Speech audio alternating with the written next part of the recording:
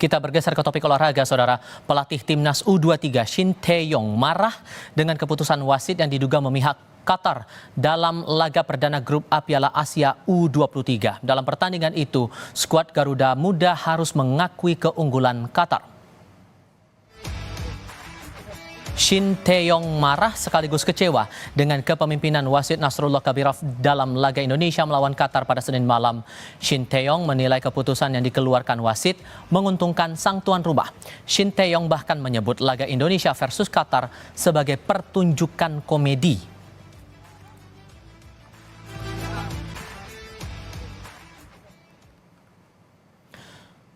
Banyak keputusan wasit di sepanjang pertandingan, kalau kalian melihatnya, itu bukan pertandingan sepak bola. Ini sebuah pertunjukan komedi dan sangat berlebihan. Kartu merah pertama kami, tidak ada kontak sama sekali. Mengapa mereka tidak memakai VAR dalam situasi seperti ini?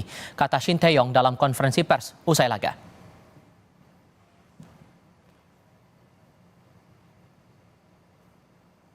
Ketua Umum PSSI Erick Thohir dalam akun Instagramnya menyatakan akan melayangkan surat protes kepada Konfederasi Sepak Bola Asia atau AFC atas sejumlah keputusan wasit dalam pertandingan Timnas U23 dengan Qatar. Erick juga meminta pemain Timnas untuk tetap fokus dalam dua pertandingan berikutnya menghadapi Australia dan Jordania.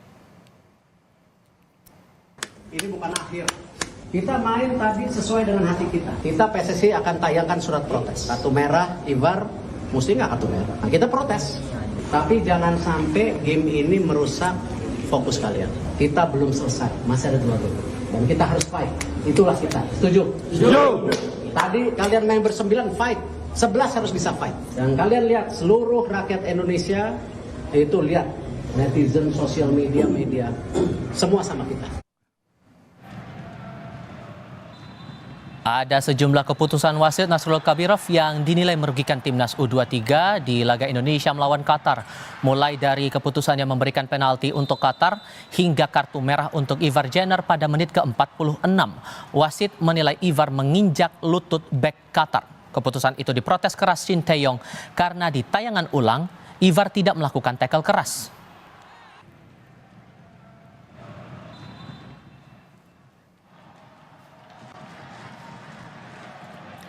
Setelah mendapat kartu merah, gelandang Timnas Indonesia U23 Ivar Jenner menumpahkan kekesalannya via media sosial. Di video story Instagram, Ivar mengunggah momen saat dia dianggap melanggar. Ia menambahkan emotikon tertawa dan badut terhadap reaksi berlebihan pemain Qatar yang menyebabkan ia di kartu merah.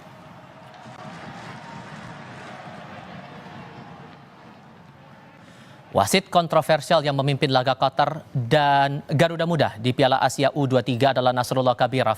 Nasrullah Kabirov berusia 38 tahun, asal Tajikistan.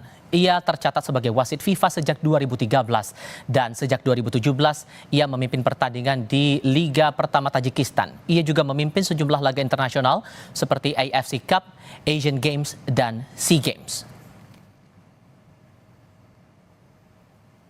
Kita bahas kontroversi keputusan wasit dalam laga perdana grup A Piala Asia U23 Timnas U23 melawan Qatar. Kami sudah bergabung saat ini dengan manajer Timnas U23 Sudar Majid dan pengamat sepak bola Justin Laksana. Selamat sore semuanya. Selamat sore. Terima kasih sudah hadir dalam diskusi kami kali ini. Pak Sudar Majid, saya ke Anda dulu. Sejak pertandingan saat itu, bagaimana kondisi psikologis dari para pemain kita, Pak? Ya, saya uruskan dulu ya, nama saya biar nggak salah. Sumarji ya, sorry. Oke. Kita koreksi ya Pak Sumarji. Silakan Pak Sumarji. Iya gini, kondisi tim ketika kemarin selesai pertandingan, tentu kami semuanya kan merasa prihatin ya. Prihatin kenapa? Karena kami ini sudah mempersiapkan tim dengan sebaik-baiknya. Tetapi ketika tim kita bermain melawan tuan rumah, ya boleh dikatakan apa yang dilakukan oleh wasit itu menurut kami itu sangat berlebihan dan sangat merugikan kita dan sangat menguntungkan tim tuan rumah, dalam hal ini Qatar. Tentu ini kan membuat tim selesai pertandingan itu benar-benar kalau dikatakan lemes ya lemes gitu. Tetapi semua itu tentu kita jadikan evaluasi apakah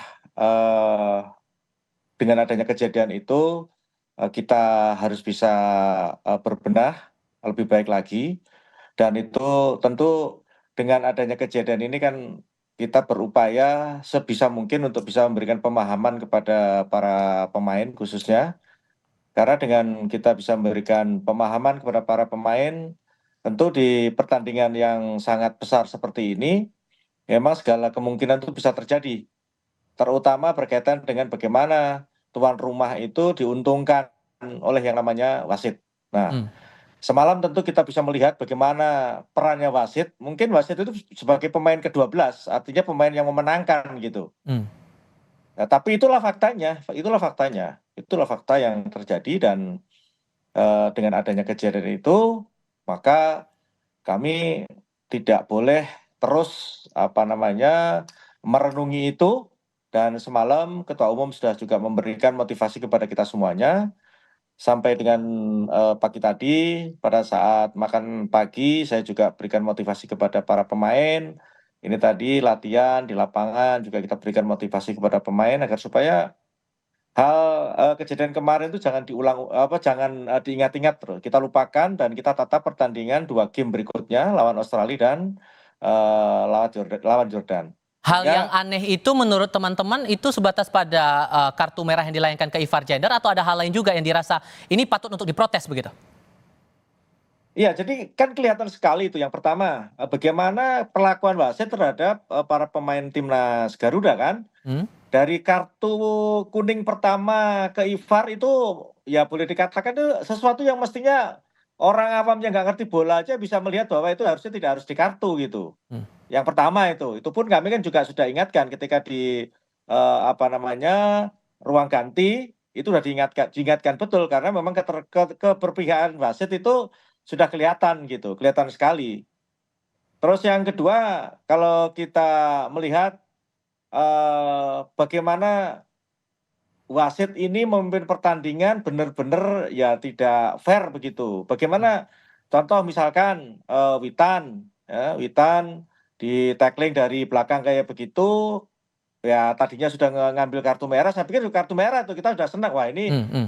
bagus nih kalau kartu merah, ternyata enggak dimasukin lagi tuh. Oke. Kayaknya ada komunikasi tuh mungkin kalau kita amati itu. Mhm. Bagaimana mungkin begitu si Nasrullah itu mengeluarkan kartu merah, mungkin yang dari wasit VAR-nya ngasih tahu, "Oh jangan," mungkin begitu ya. Baik. Itu kan kelihatan juga ada komunikasi kan. Mhm, mhm. Nah, kita kan juga tidak tahu itu. Nah, Oke. kesimpulannya bahwa beberapa kejadian-kejadian yang semestinya tidak berbuah kartu, tapi itu berbuah kartu. Nah, Oke. lucunya lagi nih, anehnya lagi kan kalau Qatar yang dilanggar dengan cepat bisa menuju titik layar VAR. Tetapi Baik. kalau pemain kita dilanggar, enggak ada ngambil keputusan sendiri, itu namanya Oke. kan ya sableng gitu. Oke, kita tahan di situ dulu Pak Sumarji. Coach Justin, Anda melihat ini bagaimana kemudian, ditambah lagi kan dari PSSI juga akan melayangkan surat protes begitu atas hal semacam ini. Apa yang kira-kira bisa dilakukan PSSI terkait dengan hal ini? Ya nggak banyak. Salah satu ya protes, is a must. Itu harus protes. Tapi saya nggak yakin akan membuahkan hasil. But that's okay. Saya rasa ini tanggung jawab dari PSSI untuk protes. Karena saya sangat setuju dengan apa yang Pak Sumarji tadi katakan. It's a big joke. Kalau soal Qatar jadi tuan rumah, saya udah tahu. Orang bertanya-tanya waktu Piala Asia, saya bilang kita bisa lolos grup. Tapi kali ini saya agak ragu-ragu, murni karena tidak ada Elkan Bagot dan Hubner kemungkinan besar nggak main. Tidak meremehkan kualitas pemain Liga 1 kita, karena kemarin mereka perjuangannya luar biasa. Tapi memang secara skill masih di bawah. Nah, karena Sintayong percaya diri dengan masuk 4 besar, oke, saya percaya Sintayong, kita dukung. Tapi kalau kita melihat pertandingan kemarin, definitely kita nggak perlu kalah. Kita dicuri dengan cara yang sangat vulgar, sangat kasar. Kalau soal VAR tadi Pak Sumarji katakan, memang di aturan FIFA kartu kuning itu tidak boleh tidak dilihat oleh VAR. Kan ini 2 kali kuning yang didapatkan Jenner. Untuk saya itu tidak begitu masalah. Tapi yang jadi masalah, kenapa semua sedikit sentuhan yang kita lakukan dilanggar. Dikit-dikit kuning dan jelas-jelas Jenner melompat. Artinya ada indikasi bahwa dia ingin menghindari benturan. bahwa ada slightly kena, kan gila kalau dikasih kartu. Saya melihat gambar penalti berulang-ulang kali. Saya lihat salahnya apa, karena saya kemarin kerja, saya siaran, memang ada gerakan yang mengena mukanya pemain si Qatar ini. Tapi setelah saya lihat berulang-ulang kali, jadi Rizky Ridho itu benar-benar mengantisipasi bola. Di belakang ada pemain Qatar, dia jatuh. Namanya orang normal, kalau jatuh tangannya pasti ke arah bawah. Beda kalau tangannya ke arah muka, sikut, baru kena merah. Itu saya paham. Rizky Ridho jelas-jelas ke bawah untuk menghindari benturan dengan bodinya. Kebetulan ada muka pemain Qatar di situ. Bisa diberikan penalti, itu bom besar. Di Twitter beredar aturan FIFA di mana jika tangan mengena muka itu adalah pelanggaran. Itu satu, aturan baku. Tapi wasit harus ada feel-nya dengan pertandingan. Harus lihat sikon. Dalam kasus ini, wasit sudah melihat VAR. Harusnya wasit tahu bahwa Rizky Ridho benar-benar mengantisipasi bola. Tidak ada niat sama sekali. Kebetulan orangnya lagi di belakang Rizky Ridho. Bahkan dia nggak tahu apakah dia di bawah atau posisinya di atas. Jadi untuk saya terlalu kejam memberikan penalti. Itu satu. Kalau soal merahnya Sananta, saya bilang itu straight red card. Itu layak, wajar, no protes. Cuman dengan berikan penalti, ini sudah ada perubahan. Dalam arti pemain sudah dipengaruhi secara psikis, seolah-olah mereka dicurangin. Terjadi di awal babak kedua, kartu kuning pula. Sehingga kita harus bermain dengan 10 orang. Berapa kali pemain Qatar melakukan diving, drama, main sinetron, lama guling-guling, tidak ada teguran sama sekali. Harusnya wasit memanggil kapten mengatakan, kalau ini terjadi lagi, saya akan keluarkan kartu. Tidak dilakukan. Jadi saya setuju dengan Pak Sumarji dan seluruh rakyat Indonesia juga bisa melihat bahwa ini jelas-jelas ada permainan. Fix. Jelas-jelas ada permainan, berarti sebetulnya secara performa timnas kita sebetulnya juga cukup baik menurut Anda? Enggak. Kalau kita bicara baik tergantung parameternya. Kalau saya bandingkan parameter Piala Asia masih di bawah. Oke, terutama dari si teknik dasar. 20-30 menit pertama kita masih tegang. Tapi justru setelah kita bermain dengan 10 orang, kita menunjukkan fighting spirit yang luar biasa. Berani pegang bola, berani menyerang. Bahkan dengan 9 orang, itu masih ada sisa 5-6 menit kalau nggak salah, kita masih bisa menyerang. Justru ini tim kayak apa Qatar seperti ini? Berapa peluang yang didapatkan oleh Qatar? Nyaris tidak ada pada saat 11 lawan. Lawan 10 orang nggak ada. Lawan 9 orang baru mereka mendapatkan satu counter. Jadi kalau tim ini bisa lolos bahkan bisa jadi juara, saya pertanyakan. Tapi permainan Qatar ini nggak heran. Dari Piala Dunia, Piala Asia sudah semua berbau nggak sedap lah. Pak Sumarji, singkat saja, tinggal 2 pertandingan lagi menghadapi Australia dan Jordania. Apa yang kira-kira bakal diperbaiki untuk kemudian? Ya yang pasti dengan kondisi ini kan yang harus kita perbaiki adalah bagaimana mental anak-anak untuk dikembalikan lagi gitu. Mental anak-anak kita kembalikan supaya betul-betul lawan Australia bisa fight betul dengan semangat yang tinggi, karena memang yang harus kita perjuangkan adalah lawan Australia harus menang, karena kalau tidak menang akan berat kita untuk bisa lolos gitu. Jadi dua pertandingan sisa ini betul-betul harus mati-matian memperjuangkan. Tidak ada kata kita harus draw, itu tidak ada, harus menang begitu. Dengan kita bisa menang, maka kemungkinan untuk bisa lolos itu sangat besar. Seperti itu. Siapa pemain yang bakal menggantikan posisi Ivar Jenner nantinya, Pak Sumarji?